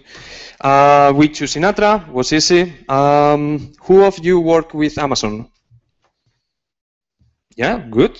Who loves Chef? Okay. For database, we choose Riak. On that moment, we were having several people with previous experience at the company with Riak. Cassandra was kind of maybe too much for our use case. We don't need all the query language. We were kind of really attracted by the idea of, okay, you throw more nodes to the cluster, you are getting out of capacity, you throw one node, and all the things start balancing and working. Good, perfect. That sounds really good. So the final structure was the typical one. So you have the balancer, the application service, and the database. So we start very much. How many people do you need? Okay, we need to support at least 5 million daily active users. That is around 2,000, 25,000 requests per minute. Okay, we start playing with it, and suddenly we saw, yeah, Riak is consuming the CPU. No? There is a bottleneck here. This doesn't scale. What's happening? And we were quite sad. How we can fix that? We start investigation, and what we discover is that, same as Cassandra, Riak loves CPU a lot. Is as Cassandra the best problem that you have, that you need to scale by throwing more CPU power? Okay, we have a problem. What to do now? How we solve this? So we start asking people in the company, people outside the company, what is the common approach to solve these issues? And we say, okay, we have the HF proxy. There is no bottleneck in there. The app servers are okay, but then the database is kind of having problems. Okay, let's add memcache. We add memcache. Kind of you throw the typical bullet that you say, this is going to solve all your problems, and most of the time it works. The other alternative is that you throw money to the database cluster. That's an alternative, but doing that for all the time maybe is not a good investment. So we say, okay, we put memcache in the middle. We have the memcache. The application is going to the memcache. Hey, is there a key for this user? Yes, good, okay, from memcache. Is not, okay, let's ask the database, Riak. Hey, is there this key for this user? If it is not, we save to Riak, to memcache, hey, there is nothing on the database with this key. This means that we were able to really fast get 99% of hits in memcached and almost 0 gets in Riak, meaning that the database was only doing puts.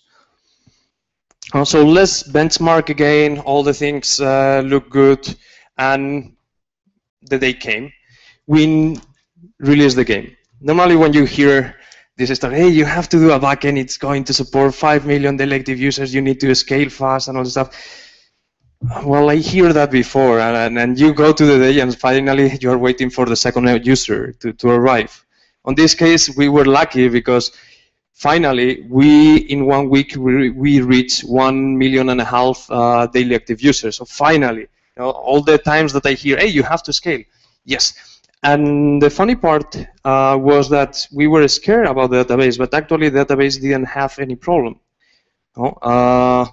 We were having these numbers, a lot of users, nothing failed. We were kind of weird. What's happening? Why nothing is failing?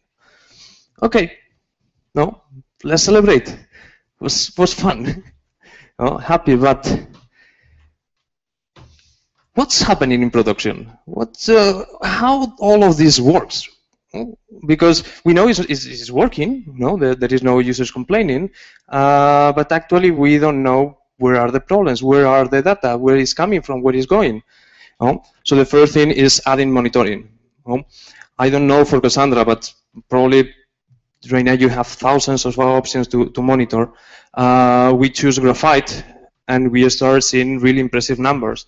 Response times of 1 millisecond from database for the read operations. Response time for write operations up to 4 milliseconds. Oh, wow, that was really good. The next thing is the load. Okay, what is the load of the machine of the Riak nodes? Well, actually, it's good. It's expected. It's not too much. How memory these nodes are consuming? Well, it's predictable. And you know with Riak that you reach the top of the machine, and the latency is going to start decreasing a little bit, but actually not a lot. That was a really surprising effect. The next thing, auth alerting. Obviously we connect the Graphite to the first system that we found. On that case was Satan. Satan fetch the metrics from Graphite and say, okay, if the response times from database are getting higher, let's create an alert because probably something is going to explode soon. If you're getting out of memory, okay, probably is going to explode something soon.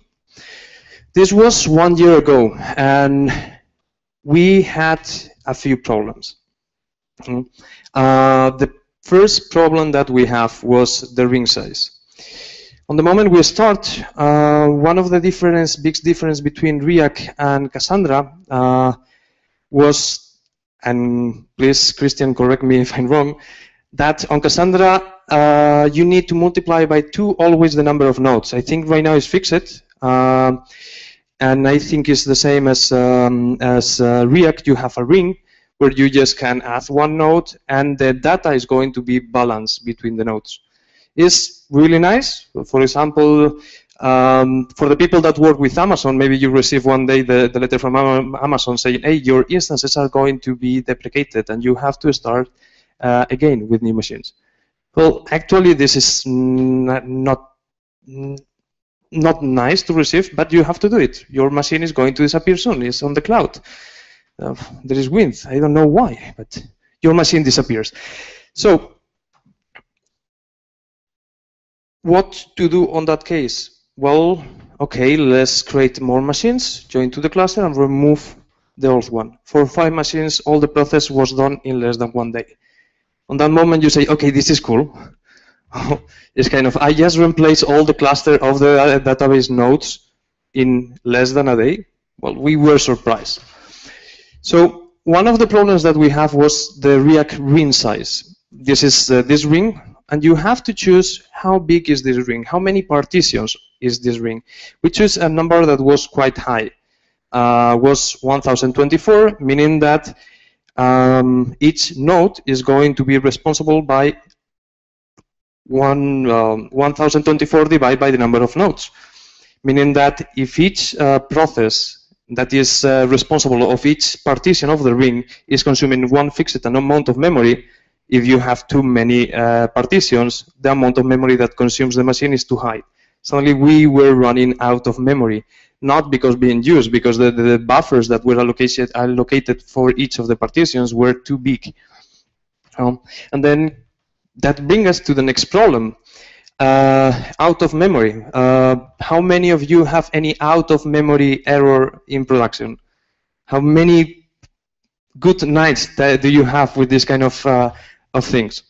So in the case of Riak, that was really nice because, okay, you have one machine that is getting out of memory, and then the kernel decides to kill it. It's kind of, okay, good.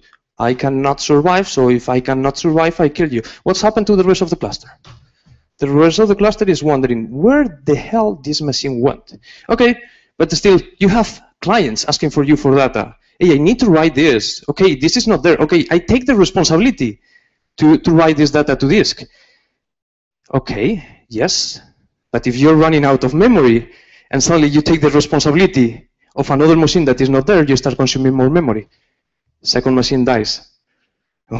And then it continues to the rest of them. All of them die.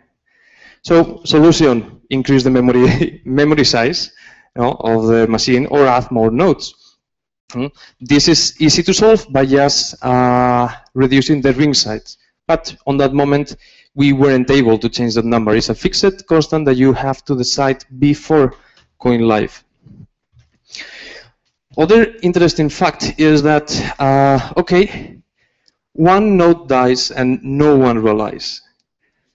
Is we were having one node down for a week, and it takes us 1 week to realize, hey, there is only 4 nodes working. Where is the other one? Oh, what's happening here? And suddenly you start looking at the numbers, and okay, response times were not affected.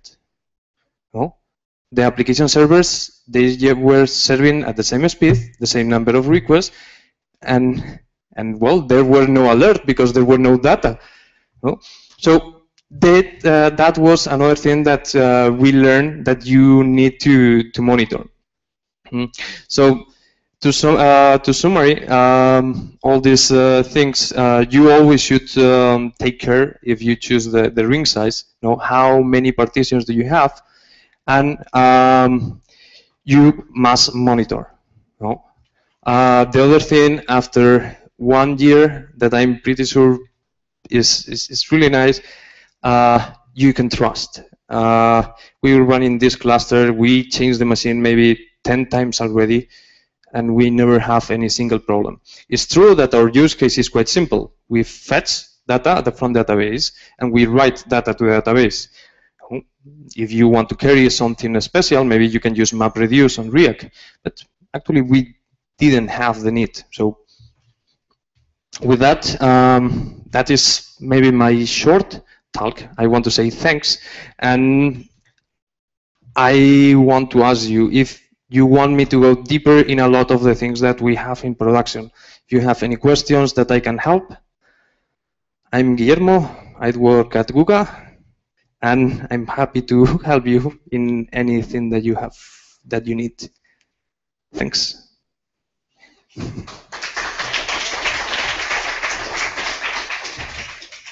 Well, thanks. It was very short. Yeah. Any questions? What was the biggest problem when you started with Riak?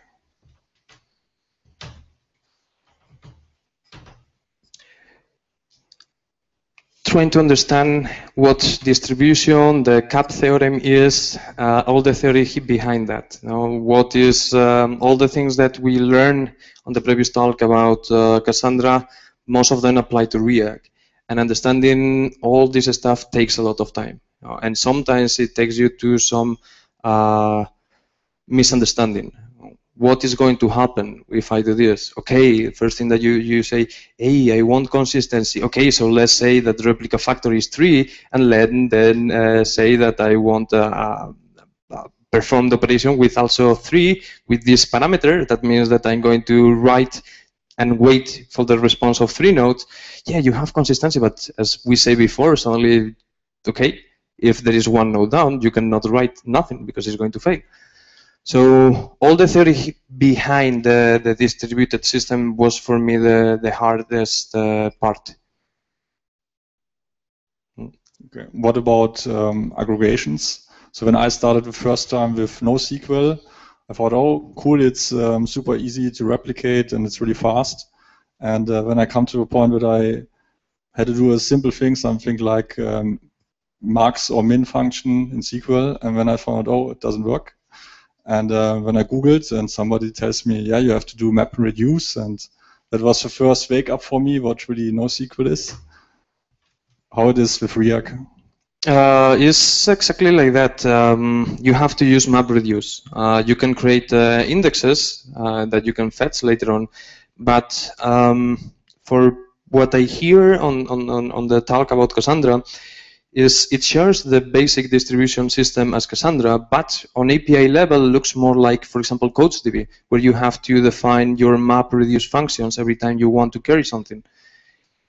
Depending on the data model that you have, could be good, could be bad. On our case was, okay, really simple, straightforward. We need to fetch data and write data. We don't carry data.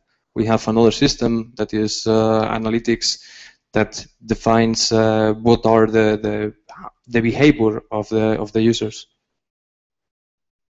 So, yeah, we have a question. So if you're just doing key value stuff, why didn't you just use something like Redis? Something even more simple. We have several Redis for different things. Basically, Redis you can distribute by sharding. That for me is kind of, yeah, it's okay. But if suddenly you receive the Amazon letter saying you have to remove your instance, then you have to manually copy the data. Oh, all the distribution is not built inside Redis. I think they are working onto that. I don't know if they finally release the distributed Redis, but Redis is one process that you start and is running on your machine. I think Redis have master replication, but probably for our use case will be not enough. But yes, we have several games that are using Redis. I really like Redis.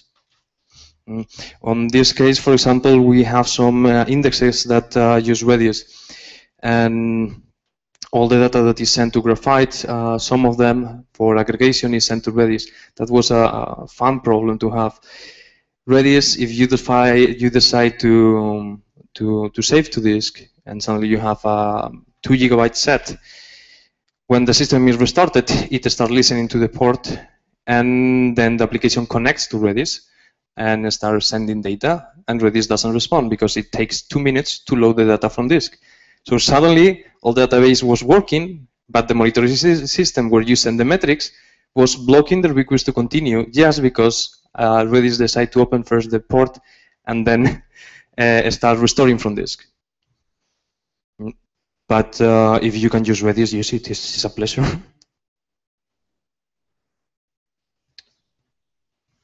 Oh, I have another question about backup. If you have any backup in place and how you execute the backup of the data to guarantee the consistency in no special way. Riak doesn't have on the open source version multi-data center support. So we define, we always build the architecture in layers. No? So we define the term of cold data and warm data. The warm data is in Memcache. The well, not so cold data is on Riak, and the frozen data is on S3. So every time a request comes, it first tries to fetch the data from Memcache. The next time it tries, it goes for Riak. And if it is not found on Riak, probably because Riak was restored from in a new data center, is going to fetch the data from S3. This is a behavior that we define with a flag. Okay, start application in a restore mode. So mostly we delegate the backups to S3. I don't know if that answers your question. Well, mainly yes, but I know that it's not a simple topic to handle the backup, and it's not a simple topic to have a backup if you want really backup on a distributed system in a special way for consistency, or you have to do node base or create some specific tool for that. On our case is okay.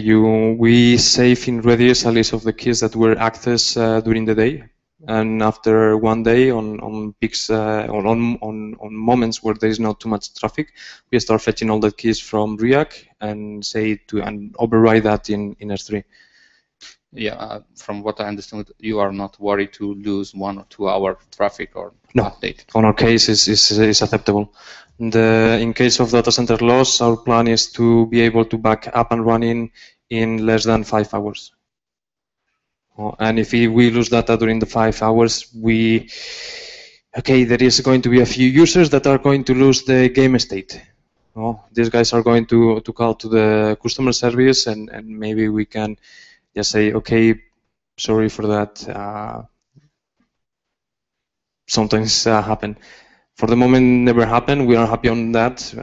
We just have the technology there to restore on demand. So the idea is that we fetch from S3 if it is not found in Riak. But yeah, on the case of distributed system, my personal opinion is that the distributed system should be already the backup. You should not have an external system. I didn't know too much of Cassandra. All the things that I know from Cassandra, mostly I learned today. And if you have multi-data center replication, I would consider that a backup by itself. Well, the backup is not the high availability. The backup is to restore a condition, and that doesn't make in a certain point of time. This is the main goal of the backup. With disaster recovery or multiple data centers, more for high availability. But from my point of view, the different one. Personally, I will use multi-data center as a solution for backup. It's true that if you go to really high enterprise with a lot of volume, maybe it doesn't make sense. For our use case, will be good enough to have use the multi-data center replication as a way of doing backup of the data. It doesn't save you from user error. You just delete all from game states. Mm-hmm. And then you suddenly realize that you were not on the testing database, but on the production database. Then all the replication in the world doesn't help you. That's true. With the solution of S3, the way we hash the keys to write to S3 allow us. We use the timestamp and we use modulo 6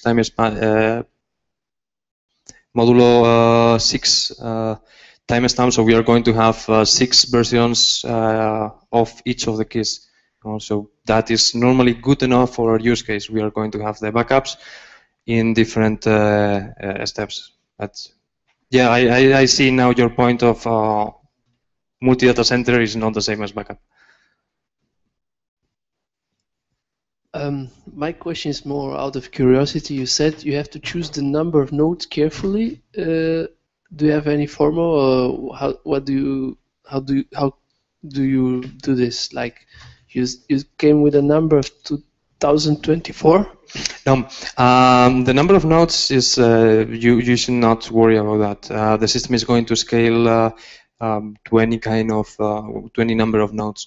What you have to decide up front is if you have a ring where all the keys are going to hash into one partition of the key, and that partition is going to decide which node that key is going to be assigned, then the number of partitions that you have on the ring is going to be important. For example, if you have a ring of 3 partitions, then you can never have more than 3 machines, because you can only have keys that end on one server, keys that ends on one server, and keys that ends on that server. For example, for an Avalanche cluster of 32 nodes, having a key of 128 or 512 could be a good starting point for a ring size. On our case, for 5 nodes, having a starting point of 1024 partitions were too much. I don't know if I was able to explain myself, but it's not the number of nodes, it's how many partitions do you have in the ring?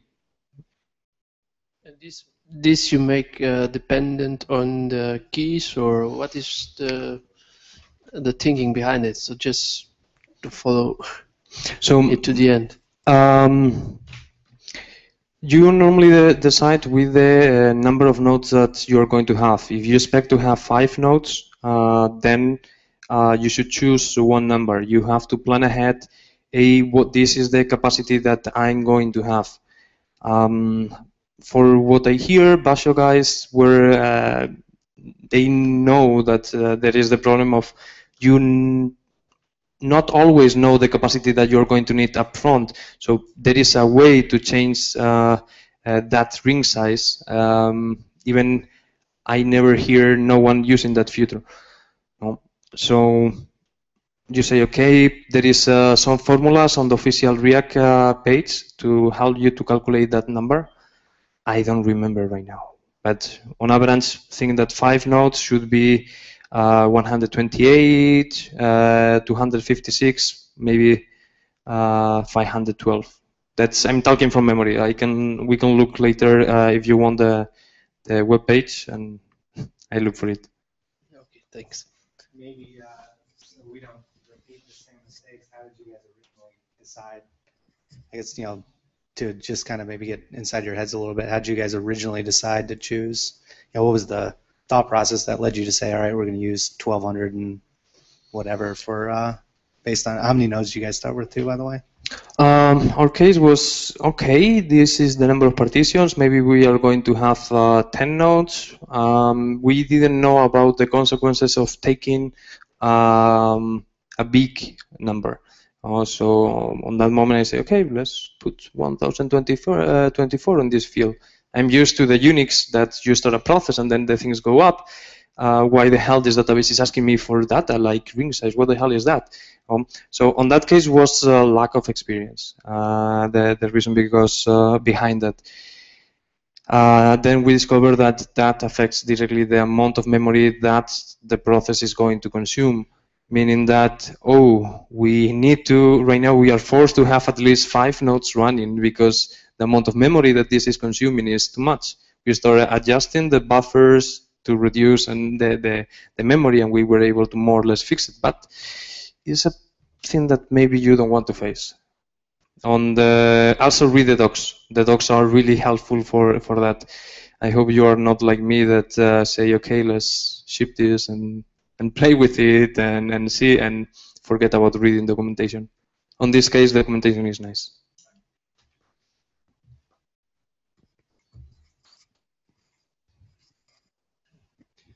How do you distribute the request between the single React nodes? Do you have a proxy between the Yes, we have a small HA proxy in each of the observers that is going to randomly distribute the request to each of the machines. Chef is going to ensure that HA proxy is always pointing to the production React machines. And if one node goes down, React is HA proxy is just going to ignore that node. So quite classic model. Thank you. All right, more questions? So how easy it was to set up the cluster with Riak? Including understanding all the things that you're doing? Yes. Well, that takes more time. Normally, the difficult part is choosing the correct values for all these fields. And then you go to the machine, apt-get install Riak, and then you say start. Once you have that, well, apt-get install Riak, and that's all the things that you need. If you go for production, maybe before starting Riak, you need to configure and fine-tune some things. But yes, it's quite simple. Then next time you want to join another node, so, okay, you go to another machine, apt-get install Riak, and then there is a command line interface. You can say Riak admin cluster join my friend, and then your node is going to be join the other node. Then all the both nodes say, hey, good. So if before we were having this ring with all these partitions and I was the only one and I was owning all of them, right now I need to share. I don't want to hold all the responsibility of this. So they start hashing and talking between each other and saying, hey, maybe I should take this one. You know? And 50% of the data is going to go to the other node. So it's going to be some time in the transition of the data. For example, right now I think we have 100 gigabytes per node, 5 nodes. That is 500 gigabytes. And every time we want to migrate to a new cluster, it takes 2 hours, actually 4 hours to migrate all the data. How is the ecosystem around Riak? So Christian told us that there are multiple projects who play really well together with Cassandra. For example, Spark, Hive, and Solar. How it is with Riak? I think it's different philosophy. All the projects that you mentioned are around the Java community. Riak for me is more, okay, you are building an architecture not from the development point of view, from the architecture point of view, meaning that Riak is a layer and then you create another layer on top of Riak. I think it's different philosophy. Riak offers an HTTP interface and then you can add your Erlang code if you want to do cool things. Riak is a small pieces of libraries. For example, you can just have the logic. You have a Riak core that is the logic of this ring, and then you can choose different backends of how to write the data. You have a backend that is using a level DB, the format that I think Google is using for his data center, or partially, then Facebook have his own fork, and I think you can also use it. Then you have, you think as Riak as a collection of Erlang libraries, you know? And you can choose each of the parts that you need. For me, Cassandra, coming from the Unix world, feels like, okay, I don't like Java. I just say it. You know, it's, I was trying to say it in a polite way, but yes, it's a matter of taste. Another question? I don't want to monopolize the question time, but I have another question about this. You said that you don't like Java, but Erlang like Java as a garbage collected language. So did you have any problems with GC pauses in your production databases? This is one of the reasons we were having another friend at the company that I think he worked before with Cassandra, and he was putting one to another. So okay, let's do a benchmark with both. What we found is that once you reach the maximum of the machine, the maximum acceptable, the garbage collector on Java was running a lot. Erlang is true that it's a virtual machine, it's a dynamic language, but it's a different virtual machine. For example, Erlang is based on the actor model, and it doesn't have reference. It always passes data from process to process, from thread to thread by copy, meaning that killing a thread is also doing the garbage collector. The garbage collector in Erlang is quite easy. There is no need. You just wait until there is something, but most of the time is you do the garbage collector independently per process. There is no such thing as global garbage collector. There is, but this is not the one that is hitting the performance. So it's different philosophies.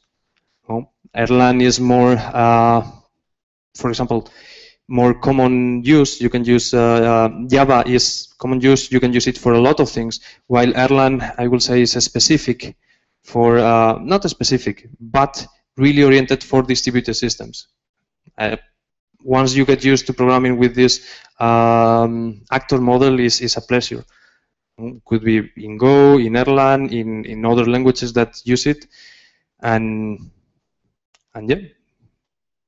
So do you see multi-second pauses? No, with no, Riak? No. I never saw that. Is that happening in Cassandra? Okay.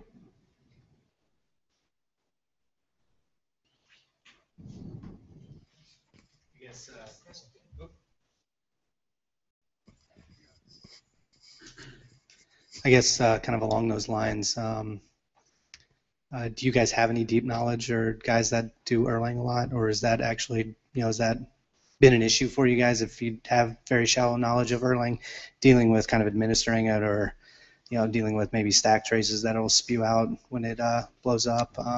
Just can you speak to that, I guess? Do you know Erlang? I took a weekend introductory course to it 3 years ago, so okay. Probably not. No, because you say the stack traces, and for me, one of the most difficult parts of Erlang is understanding the stack trace. That was a fun introduction.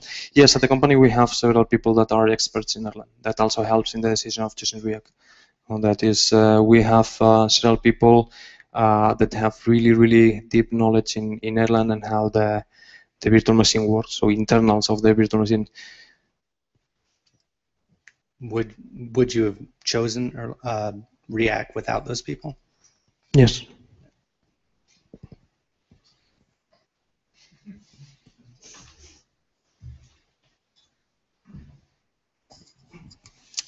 Okay, no more questions? Yeah, then I think we make a cut here. So thank you very much for your talk. Thanks.